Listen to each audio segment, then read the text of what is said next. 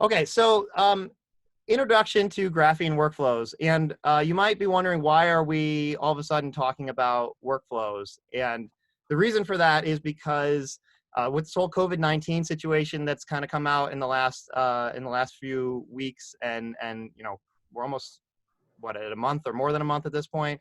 A lot of offices are realizing that they don't have the mechanisms necessary to interact with themselves, with their own staff and faculty, and then also with students, because a lot of the existing processes are built around paper and moving paper around. People physically handing things to other people, getting signatures and all of that. And so online workflows, as you can expect, handles a lot of that stuff because it puts everything online. So you might be wondering what this whole graphene thing is, and some of the people in ITS have already used graphene a little bit, and they might be wondering that. So I just wanted to clear some things up with regard to graphene. If you Google graphene, if you go out on Google and you type in the word graphene, you get this Wikipedia article that talks about a single layer of carbon in this hexagonal lattice structure, and it's really conductive, and it's really strong. And ultimately, that is not what we are talking about, really, in any capacity. So if you've Googled graphene and you're confused, that may make a little bit of sense, because that's not really what this is. So rather, graphene is this framework that Adam Smallcombe and I have been working on for the past 3 or 4 years. I don't know. It's been a long time. And it is the back-end engine that effectively allows My Binghamton to exist. So in much of the same way that we all know that My Courses is really just Binghamton University's branding of Blackboard, and BU Brain is really just Binghamton University's branding of Banner SSB, My Binghamton is really just Binghamton University's branding of Graphene. So when we think of My Binghamton and Graphene are effectively go hand in hand. And so I'm just going to be talking about one tiny component of Graphene, and that is really just workflows this morning. But there's a whole bunch of capability within Graphene. Anybody who's done anything with micro applications and all of that stuff, that's all in here. And I would encourage you to go to the website and check it out if you have any specific questions about Graphene and all the other functionality within My Binghamton. So with that, we talked about the word graphene. What about this whole workflow thing? So we've all heard the word before, but when I talk about workflows, what am I specifically referring to? And here's some examples. Anybody in ITS who has traveled or done training, or maybe requested to travel or requested to do training in the last 6 months, you've probably filled out something like this form here on the left, which is pretty much asking you for your information, asking you for who your supervisor is, justification for why you might want to attend that travel or training. And you go ahead and you click that submit button. And as far as you're concerned, it kind of disappears, right? I mean, maybe you hear back at some point from your manager that says that thing was approved or rejected or whatever. But over on the right-hand side, you can kind of see what's happening behind the scenes. And that is that you originally submit it and it goes to your supervisor, but then your supervisor has to approve it, or they can reject it. And then once they approve it, it goes to the director, and then they approve it and send it on to the CIO, and they approve it, and so on and so forth. But at every single point in there, there's the opportunity for anybody to reject it or update it. And then if it gets rejected here, you actually have the option to resubmit it if you want to, or you can just give up and abandon that whole request. So this is nothing special, right? I mean, this is effectively what you would expect to see if you were doing a paper-driven process. It's going to be the same thing, except people are going to be handing things and putting things on people's desks. They're going to be physically signing stuff. But when I talk about workflows, this is really what I'm talking about. I'm just talking about collecting data and moving it around. Sometimes we're approving things. Sometimes we're just having people provide commentary, and sometimes we're just letting somebody know that something happened. But we're collecting data and we're moving it around between different people and groups and individual users. And that's really what a workflow is, at least as I'm defining it here. Here's another example. Probably everyone at Binghamton will have filled out something like this. There was also a paper form that preceded this by about a week. But this was the telecommuting pilot program application that everybody at Binghamton had to fill out, at least all staff at Binghamton had to fill out, that effectively said, hey, I'm going to be working from home, and here's what I'm going to be doing and what my schedule is and all the justification and all of that stuff. And so you filled that form out, and I believe it got routed to Niazi or your supervisor or whoever it was in your area, and went on to HR. But if we look at the right-hand side, we can actually see again what was happening behind the scenes. So you submitted this thing, and it went to that first line approval. And if you're an ITS, more than likely that just went straight to HR and was filed away for processing and for just having a copy on file. Potentially, though, if you were in a different organization or a different part of the university, that had to get a second line approval from the dean's office, in which case that was done there. But one thing you'll notice that's different from the previous workflow is that there was no opportunity in this second workflow for rejecting anything. So if your supervisor or whoever you submitted this to had any disagreements with it, they could provide their comments, but ultimately it just went to HR. And that kind of makes sense given the current situation where people really didn't have an opportunity to not work from home. I mean, whether or not it's justified or whatever, everybody's going to be working from home. So, and you can see that kind of reflected in that particular workflow where everything's moving forward, and no matter who you are and what the justification is, everybody's going to have a copy of this on file, and there's no opportunity to reject it. So again, workflows, there's lots of different ways we can do this. Sometimes we're talking about approval processes. Sometimes we're just talking about, moving information around, but always we have data that we're collecting, and then we have the actual flow of data as it's moving all over the place. So we've seen a couple examples, and now I'm going to talk about some of the Graphene-specific implementations for workflows and some of the vocabulary that we made up in order to facilitate this. You may have seen workflow engines before. Anybody who's familiar with ServiceNow has its own workflow engine built into it. Banner has Banner workflows. There's Solution workflows. So this is by no means a novel concept that Adam or I made up. But we did look at quite a few different workflow implementations. Really, Adam did when he was originally designing this, and came up with a implementation of workflows that kind of makes sense for us for Graphene. So let's take a look at this. We start off, right? So in Graphene, we're going to build a workflow. So what does that mean? Well, we start with, as you might expect, a form, right? And so a form is just what we were looking at before. You have a bunch of data in it. And so if you've done Qualtrics or Google Forms before, or any kind of online form builder, this should be relatively familiar. It's an online form builder with drag and drop capability. But we have our own structure for how forms are defined within Graphene. So Graphene uses a library called Graphene Forms, which was really, again, written by Adam Smallcombe. So everything that I'm showing you here is Graphene workflows, but really it's specific to the Graphene form engine. But if we dive into that, the first thing we're going to look at is sections. And this is kind of useful because a lot of times when you're building a form, it can be handy to logically divide up sections of data into actual sections. And so instead of just having a whole bunch of form fields kind of living in the same namespace and in the same area, we can divide them up into sections, and we can have subsections, and we can nest sections and all the things like that. And there's a lot of reasons why we might want to use sections that I will probably get into later, but sections is a fundamental part of form building. The next part is just input fields. And input fields are really just any time that you're asking an end user for just generic input. So if you're having them type in their name, or you're having them enter a date, or you're having them even enter like a hex code for a color, these are all just types of input fields. They can be big, they can be small, but anytime we're asking for an end user to enter just generic data into a field, chances are we're talking about an input field. And that deviates from an option type field, where effectively options are, again, it makes sense. It's any time where you've got a pre-canned selection of options that you want somebody to pick from, and instead of having them enter their own stuff into here, they're just selecting something from a list of options that you have.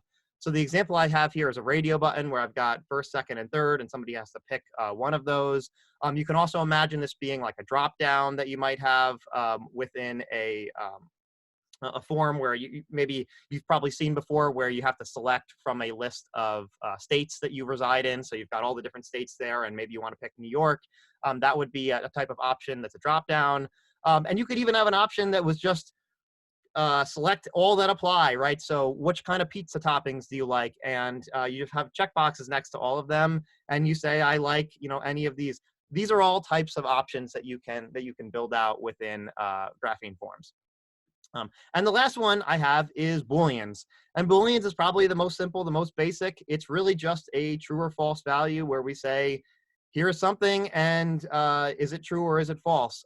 Typically, that's going to be something like a checkbox, but there are other ways that we could represent that information as well. So we've got sections to logically separate everything. We've got input type fields. We've got option type fields, and we have Boolean fields. So that allows us to build really any form that you can possibly think of. There's a lot of stuff here I haven't talked about in the form library, like making fields required, conditionally hiding and showing fields based on other field values and stuff like that. We can pull option lists from other resources if we want to, but for the most part, this stuff here, if you want to build a basic form, it's all right there with those field types. So we talked about the form. The other most important part, as you might guess, based on the examples before, is that actually flow diagram. So this is the flow part of the workflow. And so when we talk about flows, the first thing I'm going to talk about is this notion of states. And so typically when we have a workflow, we're going to have multiple different states, and states quite literally describe the current state of the workflow. And so if we look at our example that we had before, this was the ITS training one, all of these circles and rectangles and all of those things, those are all effectively states. So if we look at the states that we have here, we have the state of origin, we have the supervisor approval state, we have the director approval state, we have the CIO approval state, the approved state, the rejected state, and the abandoned state. So these are all the different types of states that exist for that particular workflow. But in addition to states, we also have actions. And actions are effectively the transition between states. So again, if we pull up our example, all of these different verbs that we have on the arrows between states are actions. So in order to go from the origin state to the supervisor approval state, you have to submit the form, right? That's one action that you can take. But once it's in the supervisor approval state, you have two actions that you can take. You can approve it or you can reject it. And those are actions that move you from one state to another state. And so if you studied anything with like finite state machines and all of that stuff, that's effectively what this is. When you're building a workflow, you really can't exist in multiple states simultaneously. So you're in one state at any given time, and if you want to move out of that state, you have to take an action to move out of that particular state. So then I have assignments here, and so assignments are really the notion that at every single state, you need to have an assignment associated with that state. And what does the assignment mean? Well, it's the person or group of people who can take an action on that particular state.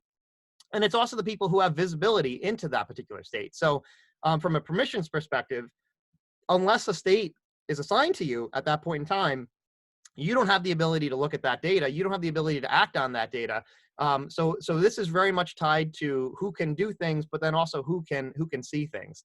So this is how we are implementing permissions and all of that kind of stuff with assignments on states. And so that's really it, right? I mean, pretty much most workflows are just going to have states with actions and then assignments on those states. And that's 90% of building the flow part of the workflow. But there is one more type of state that I want to talk about, and that is logic states. And logic states are really handy because rather than a person having to decide which way we route a particular flow, right? I mean, instead of them deciding what action to take, we can have a logic block, and the logic block will decide effectively what action to take. So if we look at another example over here, we can see that rather than, so somebody's going to submit a form, and they're maybe going to have a drop down that says, I want this to be form type 1 or form type 2 or whatever, and it needs to be routed accordingly depending on what type of submission that they're sending. So maybe that's a drop down where they're selecting, are they in Harper or are they in Watson? And if it's in Harper, it's supposed to be routed to the Harper people. And if it's Watson, it's supposed to be routed to the Watson people. So you could have a person right here that decides, route to Watson and route to Harper. And that would be one way to do this. Or we can have a logic block here, which is effectively doing the same thing, but it happens automatically. So if it's Harper, it's going to go this way, and if it's not Harper, it's going to go the other way. So logic blocks are really just states, and except that the actions on those states are really limited to true and to false. So really, though, what we've got states, and we've got actions, and then again assignments, and then there's logic and stuff that we can do to make that more complicated. But it's really all part of the same basic concepts here. And then we get into workflows, and there's a whole bunch more stuff that we can talk about that I'm not really going to get into detail about today. Maybe that can be for other things in the future. But effectively, we have templates. Templates are really handy if you want to be able to decide how the data is going to be rendered visually on the screen when somebody submits it. So there's a bunch of default renderings that are there for this workflow engine. That kind of show the data in a default format. But there are situations where you might have an end user that wants it to look a little bit different than it might look by default. So we use a template for that. In order to do templates, you do need to understand HTML and a markup language called Mustache.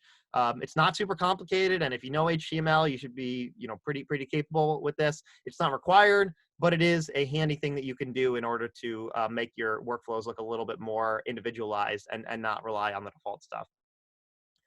We also have methods, and methods are a way of executing JavaScript in your workflow. And so why would you ever want to do that? Well, there's an example that we're working on right now with the registrar's office where we actually need to build a whole GPA calculator into the form itself.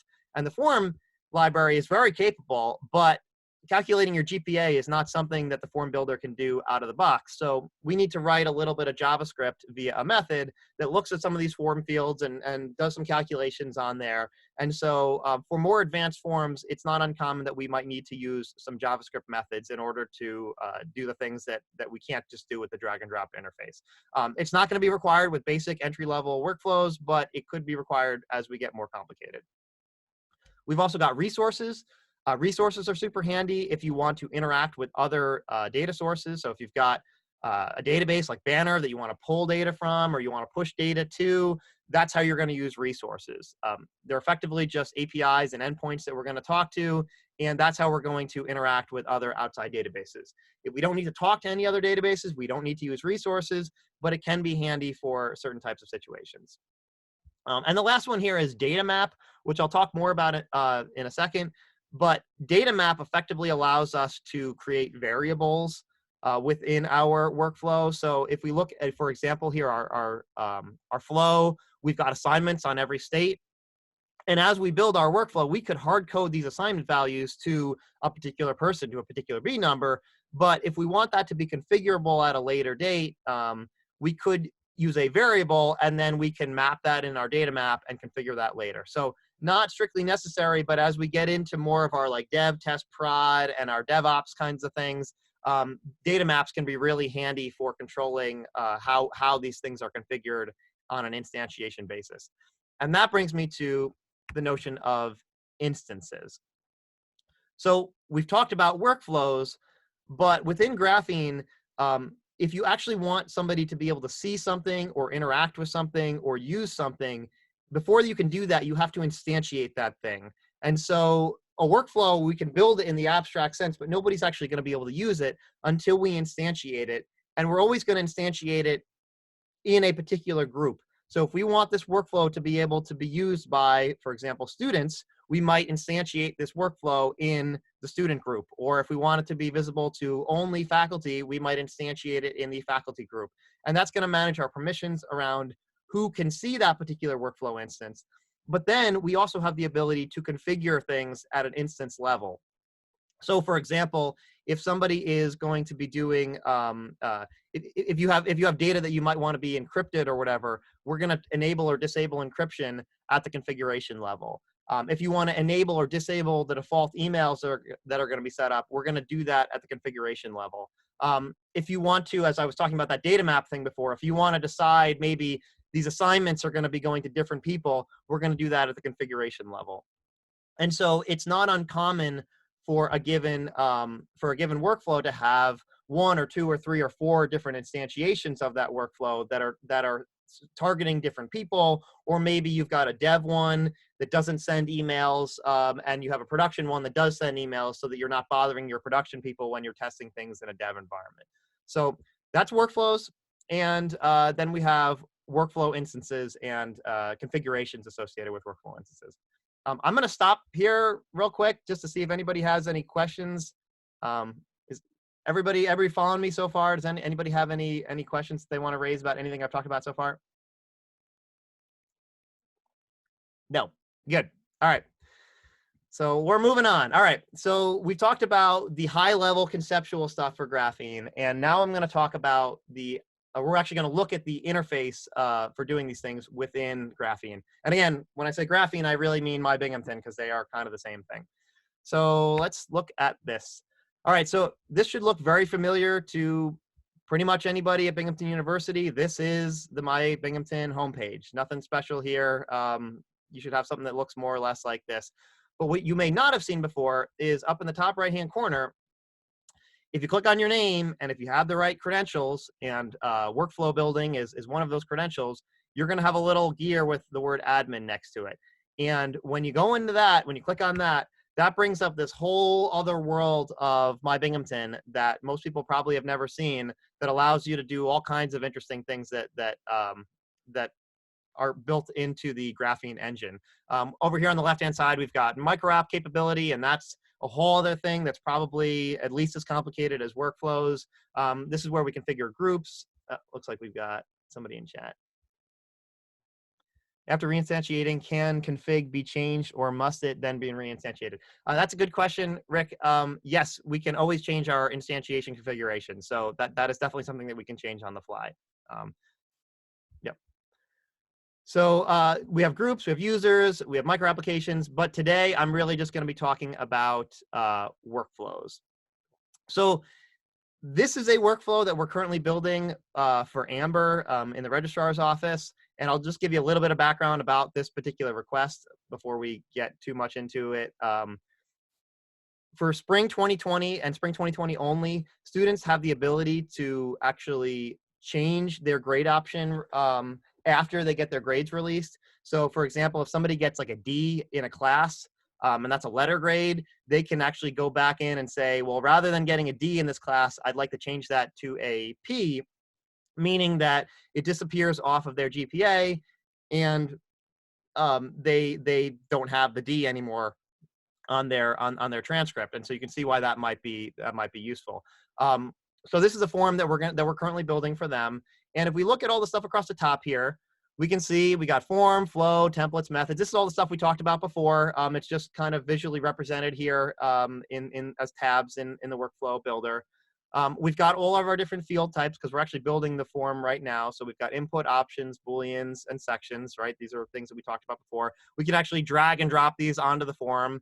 And down here is the actual form itself. So if we wanted to add a new input field, we would just drag that right onto the right onto the form. For each individual field option, we've got a whole bunch of configurability that we can do in here.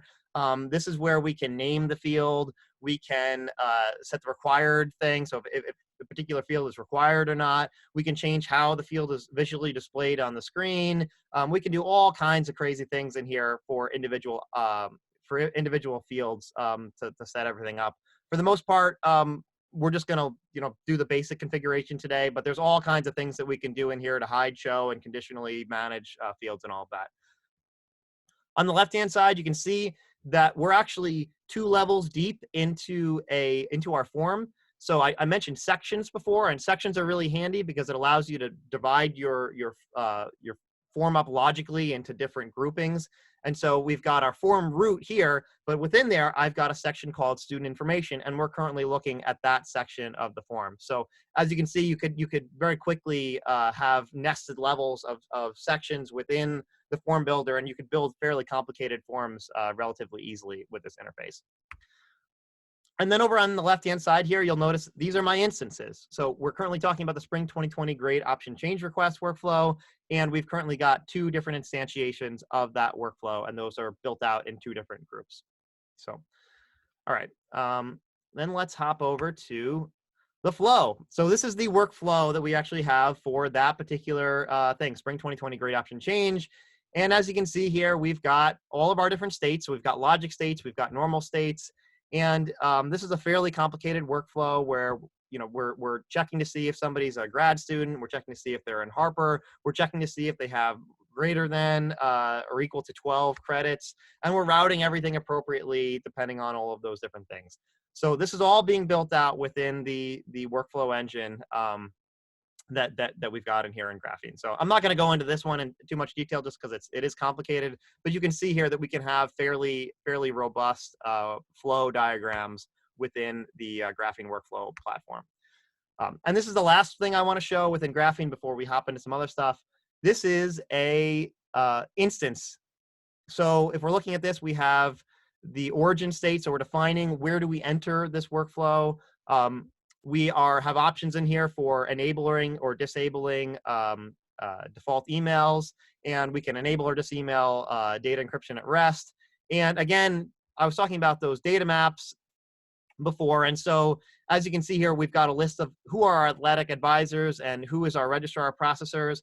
In a dev environment, instead of having those be hard-coded to the actual people, we might want to just change that to maybe some subgroup of people, and that's going to make it easier for us to test things. So this is an instantiation of that particular workflow, and we're overriding those values for this particular instance. And then we might have a different production instance, which is actually going to have those actual groupings in there. So that way we can have one workflow, and then all the different configurable options are built out at an instance level. All right, so now let's take a look at a actual request that came in last week and see if we can build this thing out while we're sitting here doing this training. So here is ServiceNow. Hopefully this should be familiar to people in ITS. This is our ticketing system. And this is a project request that came in from Academic Affairs, and it's currently assigned to me, it looks like. And here it is. This is our one-word project request, or a one-sentence project request. We would like a link to a form that can be submitted directly to summer-winter programs email from students who are requesting their health holds to be lifted. So what does that mean? Honestly, this is where things start to get tricky, because this is a very common project request where somebody spent all of 8 seconds writing this up. And so it's not a lot of information in here. So we don't really know what they're asking for, but we can hopefully try to derive what they're talking about from the information that we have. Let's see, we got a chat thing here. Andrea knows what it means. That's good. Okay, so so let's try to figure this out. Fortunately, we've got a health hold form built into this thing, so we're gonna go ahead and look at this. We're going to look at this form and see if we can get some more information out of it. And Andrea, please feel free to hop in if you want to clarify anything that I said, because Sure. I'm going to take some guesses. Okay. Okay. So please complete. So we've got some help text across the top. It looks like that would probably want to be included on the form. Please complete the required fields to submit a request for your health hold to be temporarily listed. So we're probably going to have to include that text in there. And then it says you must be enrolling in online courses only in that semester. So there is some information here that my guess is that because they're saying the required fields, I'm going to assume that all of these fields down here are probably required. I don't know if that's true, but I'm going to assume that based on the context here. It looks like they want to request all of these different fields. So we want name, B number, and email address. They want the course number, I guess, that they're trying to do. And I'm not sure what that means. Andrea, maybe you can clarify what that is. Every course has a number. But so what, like, course reference number. What is this for a particular course, or is this so when students are in, there's a fee that students incur or a hold that students incur on their records if they don't have their health information, like immunization forms. But if you take only online classes, obviously you don't need to have all your immunization forms and health records submitted. So over the summer, a lot of times we have students that are non-Binghamton students, and they're just taking online classes, so they don't need to have immunization records. But there's a hold on registrations if you don't have those immunization records in. So they want to lift that hold. So in theory, though, they could need multiple courses, correct? I mean, if you're taking two Yeah, courses over the summer and they're both online courses, yeah. So Mark Jensen just asked that question: do we need to submit multiple forms for each individual course? no, No. no. But Right. they would need to know, summer, winter would need to know the courses that the student is taking, because the holds are placed on a course, I believe. Not Okay. like they're not, and they could look that up, but it's better to have it right here in the form. So that already raises a question, about this form here in that, can I go back? There we go. That in theory, this course number field probably should maybe be a duplicatable field, because a person may have more than one course number associated with that time period. And So the students aren't going to know their course number, so they would have to find that number. It would be better if there's a way there's a drop that down. they could like type the name of the course, and then the number would pop up somehow. Right. So we talked earlier about the difference between input fields and option fields. Input Right. fields are pretty much like any time that somebody's just going to type in something random, like if they know the course number. But if this could be a option type field where we have a pre-canned list of all the course numbers in there, that would certainly be a better thing. So a very common thing that we're going to have to do whenever we're building these workflows is we're going to want to go and talk to the customer or the end user that submitted this thing, because that's going to tell us what we need to do. Very, very rarely are these forms that somebody submits to us correct from the get-go. Usually they are wrong in some capacity, and we have to go in and figure something out. And then we've got some dates in here. It looks like we've got a start date and an end date. I'm assuming that's, Andrea, is that for the course that they're taking? Yeah, there's 3 sessions. There's summer 1, summer 2, or summer 3, and summer 3 is variable start dates. Okay. Those also are, it's all in Banner. So if you could we could pull that just out. pull it out, you wouldn't need that. I don't think having to have the students know this information, I think that's excessive. I think you should just pull it out of Banner. Right.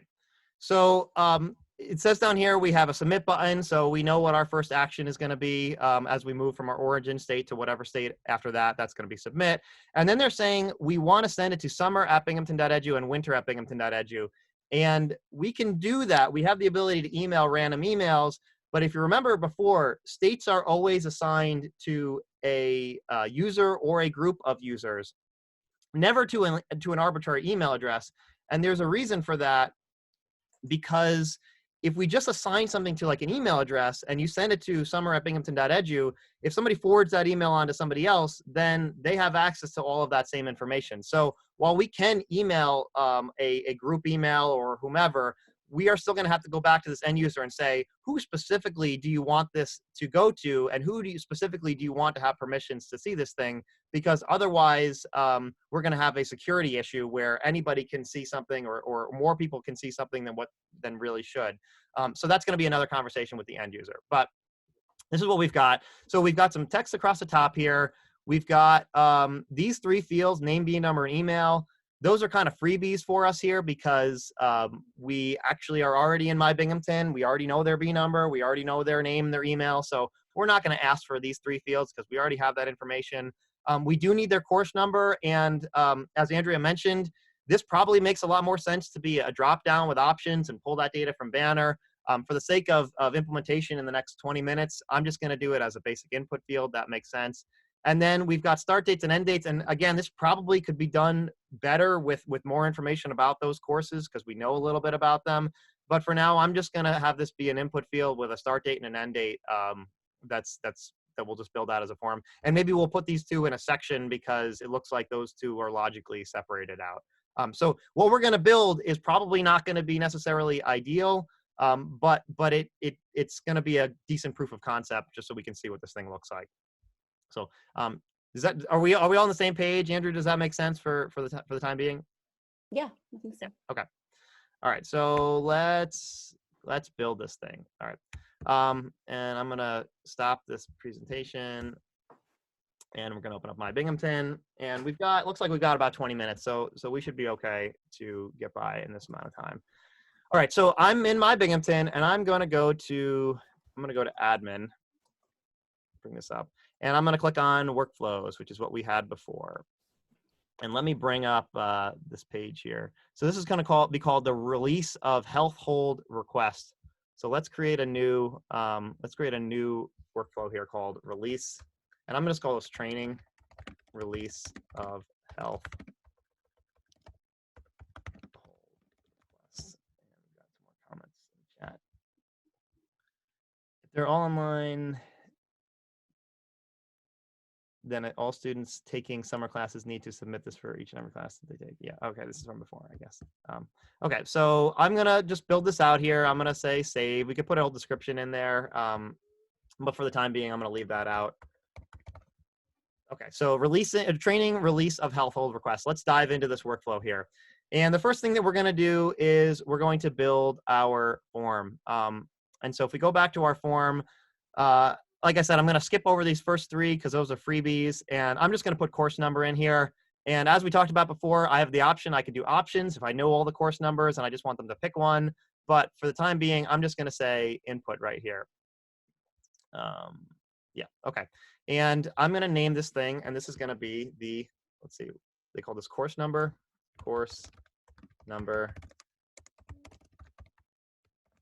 Okay, so that's that field. And what else do we need here? We need our course session dates, start and end. So I'm gonna, like I said, I'm gonna put these two things in a section. So I'm gonna call this dates. And then I'm gonna drill into that section. So I'm gonna go in and manage section. You'll notice here that we're now in the dates subsection of the form. And we're gonna put in here just a start date and an end date. So I'm gonna have an input field, and this is gonna be start date. And we'll call that start date. And let's see, instead of it having this be a single line, I'm going to make that be a date type. So now we've got a date type here. And I'm going to duplicate this field, and this one's going to be the end date as well. End date. And date. Okay, so we can preview what this form looks like, and it's pretty straightforward, right? We've got course number, we've got start date, which is a nice date picker that we can go in. We've got end date, that's a nice date picker. I'm going to try to make these things look side by side, though, just because it takes up a lot of space here visually that we don't really need to do. And in order to do that, Graphene uses a library called Bootstrap, which uses a 12-column grid system.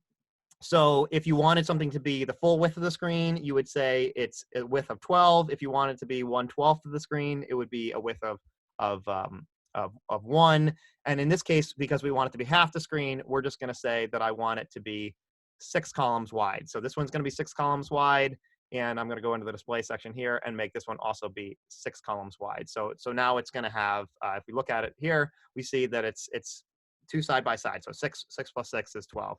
All right, and then the last thing, they had some text across the top. Please complete the required fields. That's a little bit counterintuitive here because it's actually an input type. So we're going to put some stuff in here that says, please, or we'll make it bold. Please complete, oops. Yeah, this is going to be an output type. Yeah, please complete some stuff. I don't know. We'll leave that there for now. So now we've got some help text across the top. We've got the course number. We're asking for a date, a start date, and an end date, and that's pretty much the whole form. I mean, we could do a lot better with this form, and in fact, actually, maybe we will try to do a little bit better. I am going to make this course number here. I'm going to drag this over here. If we go to conditions, let's see, basic. Where is it? Adam, are you on right now? Yeah. Where's duplicate? Oh yeah, here we go. Allow duplication. There it is. So here we go. So we talked about this before, needing to be a course number, but potentially you could have multiple courses in here. And so we can make that duplicatable. And now all of a sudden, instead of one course, we have multiple courses. So that simplifies some stuff.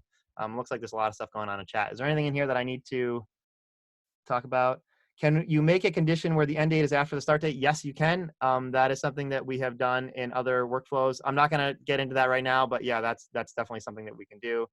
And I'm not going to get into this conversation. Yeah. Okay. So we built our form. That's relatively straightforward. It looks like this, not super complicated, but it is there. And I'm now going to look at the flow part.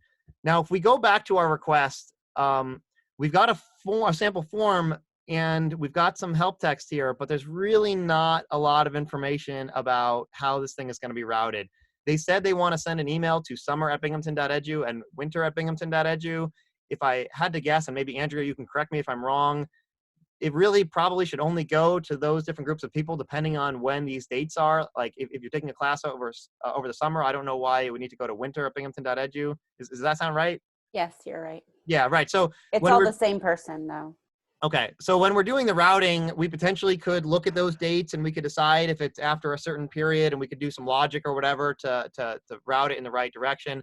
But for the time being, I'm just going to do a real basic, simple workflow where we submit the form, it goes to a person to process it, and then we're going to have them say, okay, it was processed, and it's going to go into a closed state. So it's going to be a 3-state workflow.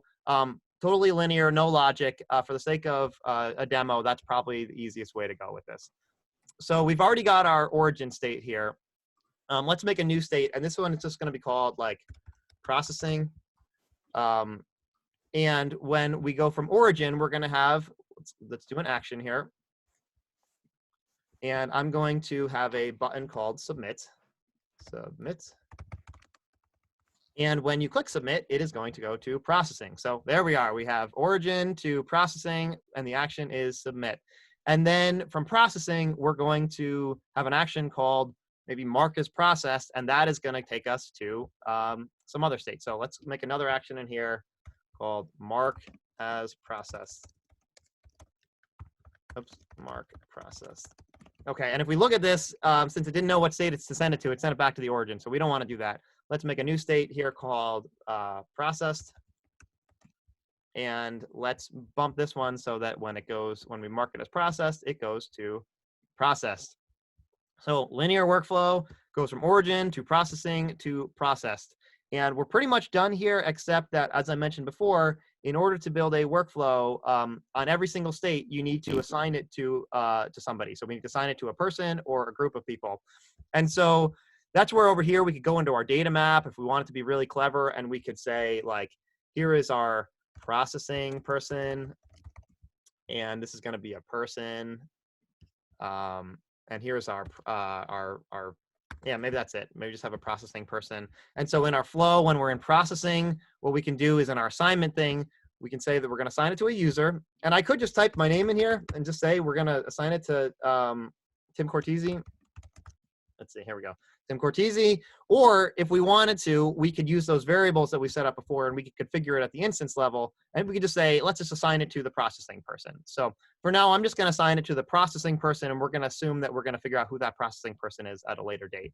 The origin one here, we need to assign that to somebody. In this case, I'm going to, as you probably would, I'm going to assign it to the person who's filling out the workflow, right? This is the owner person. So I'm going to assign it to the owner. And then similarly, when it's processed, I'm going to send it back to the owner as well. So oops, we want to send this one to assignment. And let's assign this also to the owner. Okay. And then also I'm going to tell it at this one here, the status is going to be closed. So now we've got a workflow where we submit the thing. It goes to this processing state. It's going to go to whoever that processing person is. That person's going to have the ability to mark it as processed. And Andrea, do you know if there's an ability to reject this thing? I mean, theoretically, if it's an invalid request, they could potentially want to reject it, right? There's really no reject. It's just, can you lift the health hold? Yes, I lifted the health hold. So what we could theoretically do is we could do something like, we'll have an action here that says, let's see, we'll do another action. So I'm going to add another action here, and I'm going to say bad request. And I'm going to kick this one back to the origin. So in theory, what somebody could do is they could submit this thing. If it's a bad request, they're going to kick it back to the origin state such that the person can actually update the information and maybe resubmit it again if they left something out, or if they, in this case, have a course number that doesn't exist or whatever, so that hopefully that's been updated. And I think on that action here for submit, we probably have to tell it that we're going to show the form here. Yeah, so we can tell it on different actions whether we want to show the form or not show the form. So I'm going to save this here, how much time here? We got about 12 minutes left. So we've got templates over here. I'm going to ignore this because we don't really need it for this workflow. Methods, going to ignore that. Resources, going to ignore that. And we have one thing in our data map here, which is our processing person. So we've built our workflow. Hopefully it's good. But really what we need to do now is we need to instantiate it. So we got to go find our group where we want to put this thing. And I think I've made a training, workflows training group here. So we're gonna throw this one in here. And I'm going to make a new instance. So we got to pick our workflow that we're going to instantiate here. So I've got my training release of health hold request workflow. And I'm going to call this, I'm going to give the same name, training release, etc. Whatever. We're going to give it a slug. So it's going to be training release. That seems fine. We can give it an icon or whatever and all that, but I'm going to ignore that for the time being. We'll save that. And let's dive into it, and we can go ahead and configure this thing. So what is the initial state? Well, we wanted the initial state to be that origin state there, so we're going to set that up. We've got our emails in here, so right now we're going to say default emails are going to be sent. That's good. Encryption at rest, we're not encrypting this data. That's probably fine. This data probably doesn't need to be encrypted at rest. There's no social security numbers or banking information in here. We do need to configure out who our processing person is, though, because I don't think we've done that here. So I'm going to just put myself in here. Oops. There we go. So here's me. So now we're going to say the processing person is Tim Cortese. So let's save that. Let's make sure we've got all our stuff in here right. That looks good. And I'm going to just jump back into this thing real quick because I don't remember if I set an assignment for every single one of these things. So let's make sure that I have that here. Yep. So that one's got an assignment on it. This one's got an assignment on processing person. And this one's also got an assignment on it. Great. All right, so from here, now you can see that we've got it instantiated. So I'm going to go and click this button, and it hopefully is going to take us to our form, which we're here. So please, we've got some text across the top here that says, please complete some stuff. Obviously, that should be changed. We've got our course number. We didn't make it a drop down because we didn't know what the options were going to be. So I'm just going to say course 1, 2, 3, 4. That's going to be my course. And as you can notice here, we can also have course 4, 5, 6, right? Because we can duplicate that field. We have our start dates and our end dates here. That's interesting. So we've got our start date and our end date for that particular course. You'll notice up here that it keeps telling me that the changes are saved, which is handy because if I come back and I refresh this page later, all of my data is still here. That's important because some of these forms get so incredibly complicated that it potentially could take somebody like 20 minutes to fill them all out, and they have to do some file uploads as well. So the ability to be able to do this and come back later is pretty important. And then what I'm going to do is I'm going to click submit. So if we go back and look at what our request looks like, I'm going to be clicking submit here, and it's going to enter the processing state, and it's going to be assigned to, in theory, me, because I am the person who is assigned to in the processing state. So let's go ahead and do that. Click submit.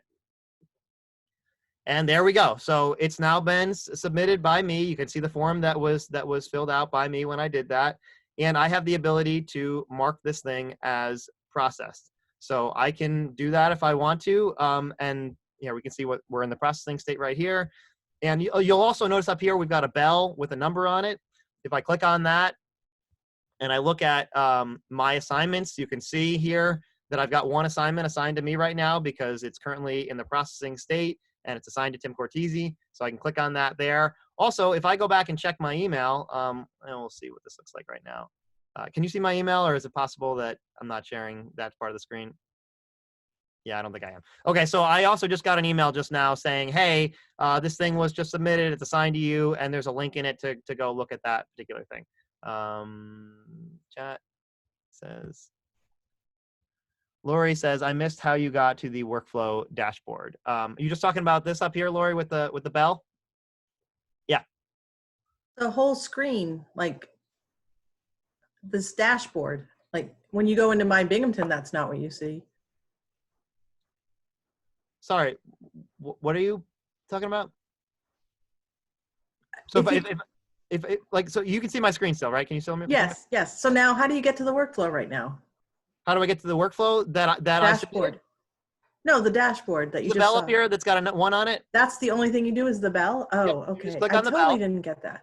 Yep. And then I've got a full history of all the things that I've ever submitted. So I could get to it that way because I submitted it. It's this one right here. Or I could say, well, what is currently assigned to me right here? And I've got this one thing assigned to me. So in my case, it shows up twice. Very rarely are you going to be submitting a workflow that is assigned to you also. But that's what we're doing here.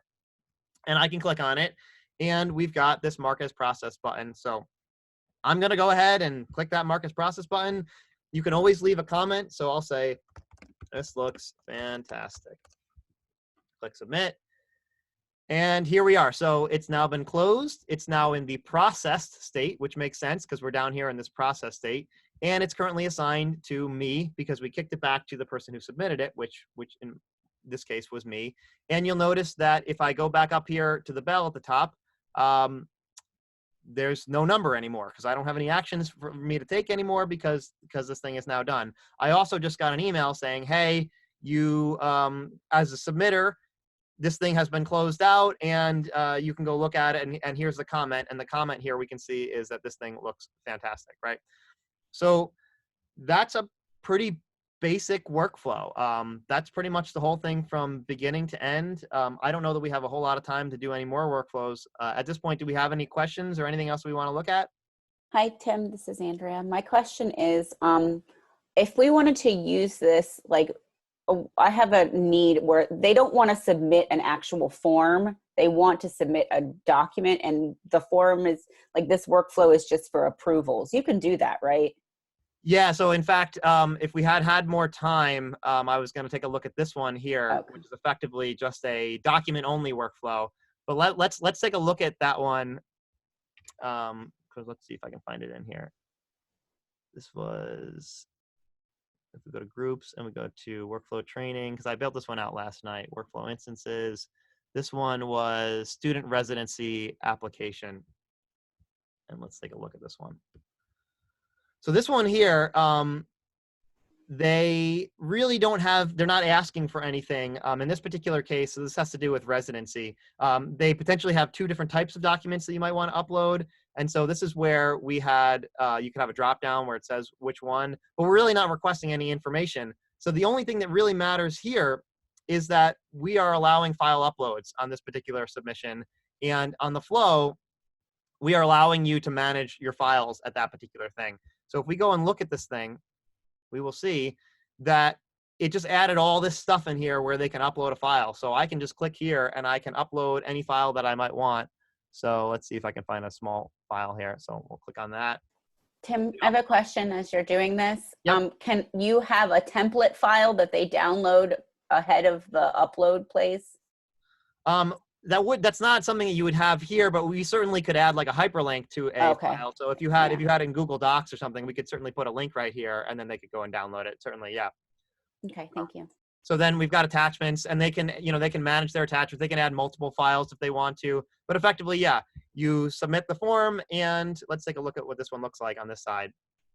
So you can see that we've got all the files here. We can look at the file if we want to. There's the file right there.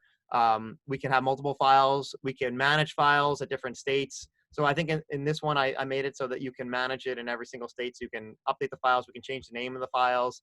So yeah, if all you really want to do is just keep existing files, you absolutely can do that all right here.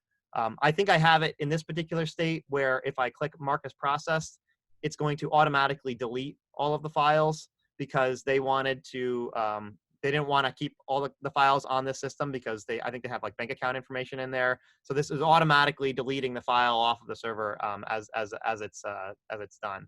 That was an option that we could do as part of that action. I have a question again. Sorry. Yep, go ahead. So they submit, let's say they submit the file and it's rejected and it goes back to them. Can they keep iteratively resubmitting the file over and over again until it's approved? Like, can you build it that way? Yeah, I mean, effectively what we would do, and so let's look at this here.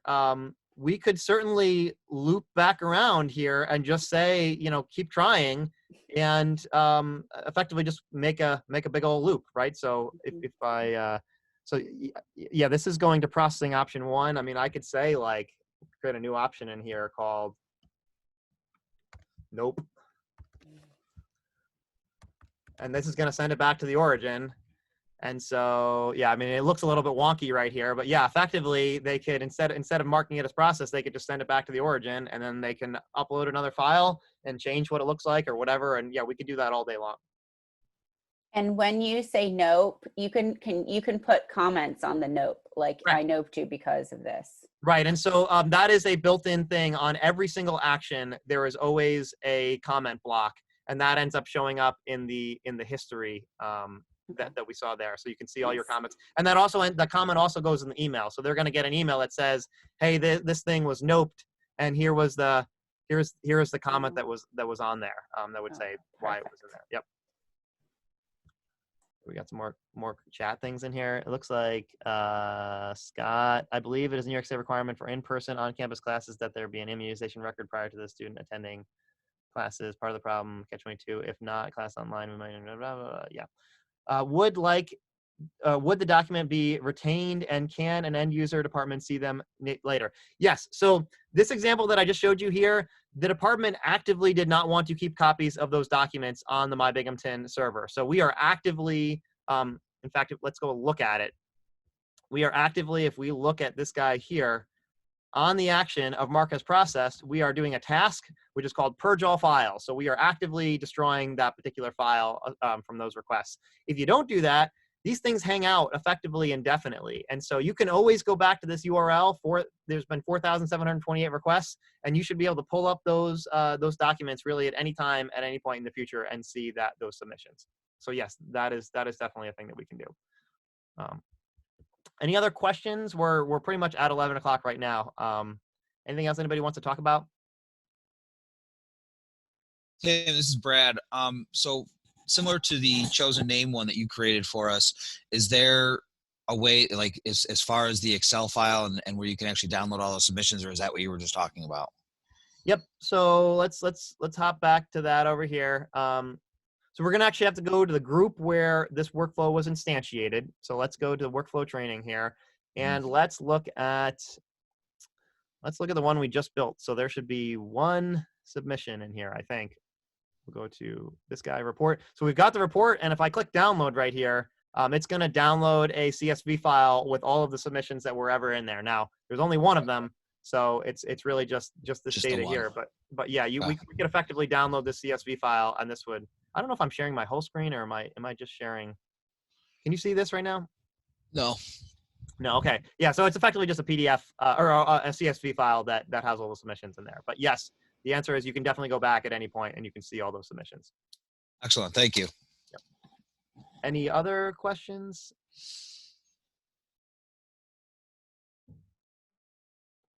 Nope. Okay. So we're at 11 o'clock here. I think probably the best way for me to follow up is maybe just send out a survey to everybody who attended this introduction or whatever today, and we will see where everybody is. I don't know if this was helpful, if we'd want to do subsequent examples of this, or people want to start potentially building these things out themselves. So I guess I'm going to try to follow up offline with something like that and see if we can get some more feedback. And maybe I will build the survey in Graphene Workflows, because that occurs to me now, because I was going to do it in Google Forms, but that would probably be it would probably be sad considering the example. We got another chat thing in here. Herbie. Okay. So anything else? No? All right. Well, then with that, I am gonna end the meeting. I'll send everybody out a link to the video, and I guess we'll go from there. Have a great day, and hopefully I'll hear from you guys later. Thanks, Tim. Thanks, Tim. Thank you, Tim. Thanks, Tim. Thank you. Thanks, Tim. Let's see, and stop.